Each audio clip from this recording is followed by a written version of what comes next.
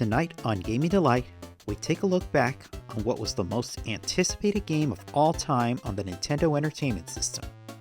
It had been in development for 2 years, and after its release in Japan, it would take a year and a half for the game to reach the Western market. During the long wait, several magazines and even a major motion picture showcased the game.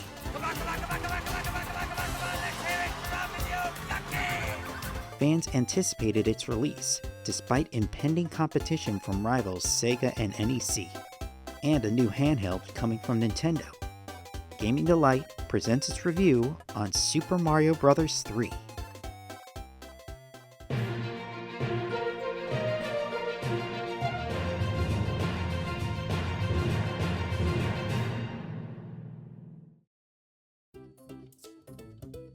Development of Super Mario Bros. 3 began in 1986 after the release of Super Mario Bros. 2 on the Famicom disk system.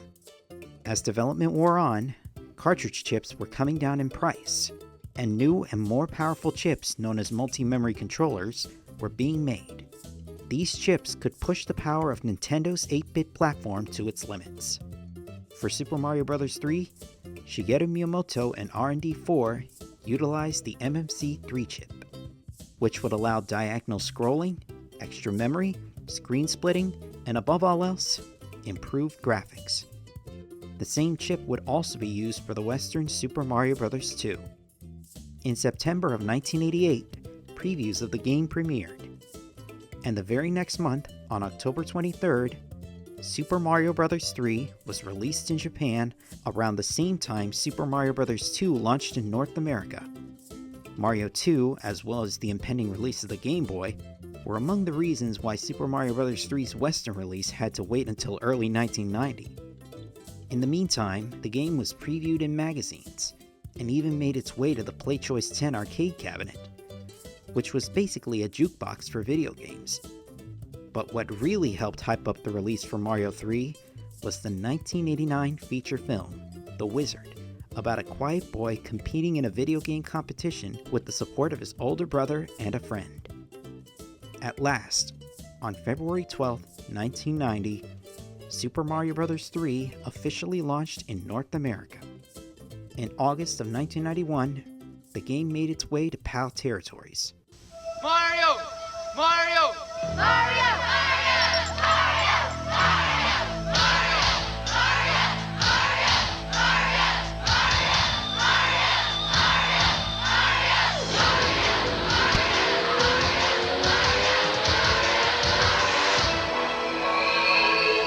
He's back. All you had to do was ask. Super Mario Bros. 3 from Nintendo. Now you're playing with power. In this game, Bowser is back, but he's not alone. He has summoned his 7 young minions, the Koopalings. They've been sent to various lands in the Mushroom Kingdom, attacking them with airships. In the midst of all this, the Koopalings steal magic wands from the land's kings and transform them into helpless creatures, while they take over their castles. It's up to Mario and Luigi to save the day. In each of the 8 worlds is a series of levels, where you take on a massive enemies. In addition to enemies from the first game, such as Goombas, Koopa Troopas, Lakitus, Spiny, Piranha Plants, and Hammer Brothers, numerous new ones are introduced, including Paragoombas, Chain Chomps, Boomerang Brothers, Fire Brothers, Sledge Brothers, Parabeetles, Spikes, Rocky Wrenches, the Ravenous Boss Bass, Big Bertha, Venus Firetraps, Patuis, Rotodiscs, Dry Bones, Blwomps, the Angry Sun, and Boos, known in the manuals as Boo Diddley, a take on the blues singer Ellis McDaniel, aka Bo Diddley. Guarding the fortresses are Boom Booms, creatures with spiky shells capable of pile driving the Mario Brothers. Some are even capable of flying. Taking 3 hits forces them to surrender their magic balls, which destroy the fortresses and unlock paths. There are up to 3 fortresses per world. Also in each world is a series of enemy courses, where if you cross paths with the wandering enemy, you're forced into battle with them for a bonus item. With new enemies came new power-ups to go along with the usual Super Mushrooms, Fire Flowers, and Starmen. The Super Leaf gives Mario and Luigi the ability to fly temporarily, The P-Wing allows them to fly indefinitely for the duration of the level until they take a hit or lose a life. The Frog Suit turns one into a frog. This makes it harder for them to walk on land, but they can jump higher or swim faster. The Tanuki Suit turns one of them into a full raccoon, giving them the power of the Super Leaf. They also gain the power to turn into a temporary statue to avoid projectiles. The Hammer Suit turns one of them into a Hammer Brother, allowing them to shoot hammer projectiles at enemies, and when crouched, repel fire projectiles. Mushroom Houses give you an extra power-up at random. Other items include music boxes, which put enemies on the map to temporarily sleep, hammers to smash rocks to open alternative or secret paths, anchors which hold airships into place, and Lakitu's Cloud, allowing you to skip a stage. You can carry up to 28 items in your inventory and utilize them on the map, meaning you can use a power-up before entering a level. At the end of each world is a castle, where the transformed king is begging for help, and a Koopaling's airship awaits the Mario Brothers. After going through a gauntlet of enemies and obstacles in the auto-scrolling, which is new to the Mario series here, you go down a pipe and do battle with the Koopaling, who uses the king's wand in combat. Stomp on them 3 times, and they get sent flying, leaving the wand behind. With it, the king returns to normal and gives the Marios a letter from Princess Peach with a power-up enclosed. World 1, Grassland, is, as if you hadn't figured it out, inundated with grasslands. The boss of this world is Larry Koopa. World 2, Desert Hill, or Desertland, is desert-based, with sand traps and even a stage introducing the vicious, angry sun, who chases the Marios in a rampage after bypassing a tornado. The boss of this world is Morton Koopa Jr. Morton Koopa Jr. gets his name from tabloid talk show host Morton Downey Jr. Speaking of names, the remaining 5 Koopalings are named after rock stars. World 3, Oceanside, or Waterland. A required by gaming law water-themed world with water-based enemies. Frog suits are especially helpful in this world. The boss here is Wendy O. Koopa, named after Wendy O. Williams, a punk rocker. In this boss stage, while the battlegrounds are entirely flat, Wendy shoots ring projectiles that bounce around the area, making it a little tougher than the previous 2 Koopalings. World 4 is my personal favorite in this game, Big Island, or Giant Land. Blocks, obstacles, and enemies are much larger than normal. Colossal Koopa Troopas, Gargantuan Goombas, Piranhacus Giganticus, which are giant piranha plants, and the humongous Hammer Brothers known as Sledge Brothers. Iggy Koopa, named after punk rocker Iggy Pop, is the boss of this stage. World 5, the Sky, or Skyland, but this one is different from the others. It's actually 2 separate maps. The first map takes place on the ground. To access the Sky map, you have to get through a tower. If you want to go back and finish some ground levels you missed, it's easy to descend back down to the ground map. But to get back to the sky, you'll have to do it the hard way again. The boss of Skyland is the ground-stomping, bespectacled Roy Koopa, named after pop star Roy Orbison. World 6 is Iceland, or Iceland, without the D. A winter-based world with snowy and icy terrain. It's the only world with more than 2 fortresses. There are also ice blocks with coins that can be melted with fireball projectiles if you play as Fire Mario. Lemmy Koopa, named after Lemmy Kilmister of the punk band Motorhead, is the boss of this world. His battlefield is similar to that of Wendy's, except this time he releases magic ball projectiles, not nearly as harmless as Wendy's rings. World 7 is the most convoluted, Pipe Maze, or Pipeland. Not only is it trickier to find the right path to the castle, but some stages are extremely tough. Not nearly as tough as the Japanese Super Mario Bros. 2, but still. Taking place at the Hammer Brothers enemy courses are Piranha Plant courses, with rhythmic munchers popping in and out of pipes every second. The last Koopaling to take on is Ludwig von Koopa, the eldest and strongest, named after Ludwig van Beethoven, mainly because of his wild hairstyle. Ludwig has the same stomping abilities as Roy, but his wand power is more rapid than that of the others.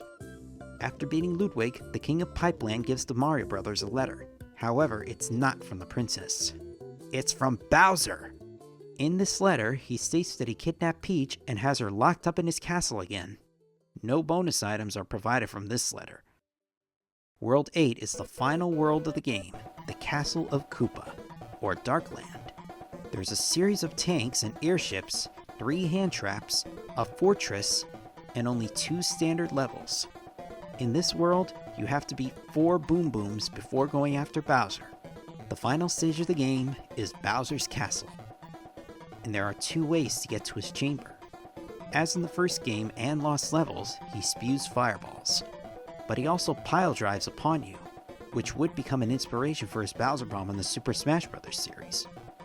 To beat him, either hit him with 3 hammers as Hammer Mario, hit him with 35 fireballs as Fire Mario, or do it the hard way, luring Bowser into stomping on the bricks beneath you until he leaves a giant gaping pit big enough for him to fall through. But remember to jump out before he touches you.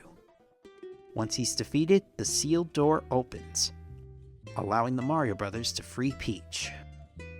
Now, there are ways you can get to Darkland faster, namely the warp whistles. You can find 2 in Grassland and 1 in Desertland. 1 is hidden in World 1-3. Just crouch down for a few seconds on top of a white platform, and you'll descend right through it and traverse behind the exit, where you'll find the secret mushroom house, and inside the treasure chest is a warp whistle. In the fortress area of Grassland, fly over the area where the first door is located, then head right, press up on the D-pad, and you'll find yourself in a secret room where you'll find a box containing another warp whistle. In Desertland, all you need to do is find a hammer item and use it to smash the rock obstacle in the upper right hand corner of the map. And you'll find a Fire Brother enemy course. There, you battle the Fire Brothers for a warp whistle, and these little guys aren't very merciful with their fireballs. Now, you probably won't need the Desert Island warp whistle for this trick, but to get from Grassland to Darkland and beat Bowser as quickly as you can, play the first whistle to get to the warp zone, then before going into any pipes, play the second whistle, and then you'll be on the path to Darkland. The only flaw with this, you won't have many power-ups. And let's not forget the bonuses and minigames. After clearing a stage, you get a card: Mushroom, Fireflower, or Superstar. Obtaining 3 cards gives you at least 1 extra life. If they match, you get more, up to 5. The 2-player battle mode is based on the 1983 Mario Bros. Arcade game, where Mario and Luigi fight for each other's gold cards while surviving enemies. The spade panel games are like a slot machine, with horizontal reels. Line up 3 matching parts to form an icon, and you'll receive 2, 3, or 5 extra lives, depending on the icon. You only get 1 attempt per panel. The M-Mark spade panel matching game lets you flip cards, and every time you make a match, you get the item. Among them are power-ups, coins, and extra lives. Make 2 mismatches and it's over. But you can pick up where you left off the next time you play. In 4 of these worlds, if you clear a stage, and the number of coins you have is a multiple of 11, not counting 00, and it matches the tens digit in your score, the roaming Hammer Brother on the map transforms into a treasure ship, an auto-scrolling bonus stage littered with coins and no enemies. At least until the end, where you battle the Boomerang Brothers for the item the Hammer Brother was guarding in the first place. In some stages, if you collect a certain number of coins, you unlock a white mushroom house, which awards you with either a P-Wing or an anchor. This is the only time in the game you actually see the anchor. Oh, and did you know that in the original Japanese version of the game, Mario would shrink down after taking a hit regardless of what power-up he was holding? The Western version adjusted this so that Mario would revert to being Super Mario when taking a hit. This carried over to all remakes of the game worldwide. Too bad this didn't carry over to the opening sequence. Now here's an interesting piece of history. In the Japanese and Western manuals of the game, there's a warm-hearted letter enclosed from the Mario staff. To say Super Mario Bros. 3 was such a huge hit with critics would be an understatement. Critics raved all over the world.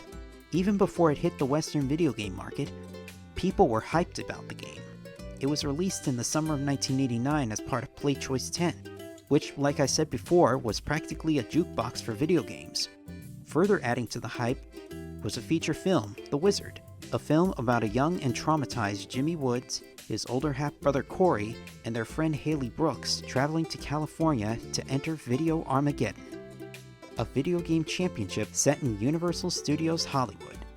Despite the film receiving flack from critics, I just like the blatant commercial plugolas for Nintendo video games and the Universal Tour. what really got people into it was the climactic battle in Video Armageddon, where the finalists played what fans had been waiting for all year. So I give you Super Mario Brothers 3!